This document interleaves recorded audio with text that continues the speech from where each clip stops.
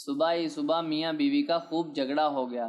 بیگم صاحبہ غضبناک ہو کر بولی، بس بہت کر لیا برداشت، اب میں مزید 1 منٹ بھی تمہارے ساتھ نہیں رہ سکتی۔ میاں جی بھی طیش میں تھے، بولے، میں بھی تمہاری شکل دیکھ دیکھ کر تنگ آ چکا ہوں، دفتر سے واپس آؤں تو تم مجھے نظر نہ آنا، گھر میں اٹھاؤ اپنا ٹین ڈبہ اور نکلو یہاں سے۔ میاں جی غصے میں ہی دفتر چلے گئے۔ بیگم صاحبہ نے اپنی ماں کو فون کیا اور بتایا کہ وہ سب کچھ چھوڑ چھاڑ کر بچوں سمیت میکے واپس آ رہی ہیں، اب مزید نہیں رہ سکتی اس جنم میں۔ ماں نے کہا، بندے دی پتر بن کے آرام سے وہیں بیٹھ، تیری بڑی بہن بھی اپنے میاں سے لڑ کر آئی تھی اور اسی ضد میں طلاق لے کر بیٹھی ہوئی ہے، اب تو نے وہی ڈرامہ شروع کر دیا، خبردار جو ادھر قدم بھی رکھے، صلح کر لے میاں سے، اب وہ اتنا برا بھی نہیں۔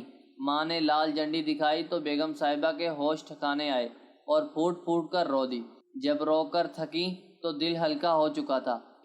میاں کے ساتھ لڑائی کا سین سوچا تو اپنی بھی غلطیاں نظر آئیں۔ منہ ہاتھ دھو کر فریش ہوئی، میاں کی پسند کی ڈش بنانی شروع کر دی اور ساتھ اسپیشل کھیر بھی بنا لی۔ سوچا شام کو میاں جی سے معافی مانگ لوں گی، اپنا گھر پھر بھی اپنا ہی ہوتا ہے۔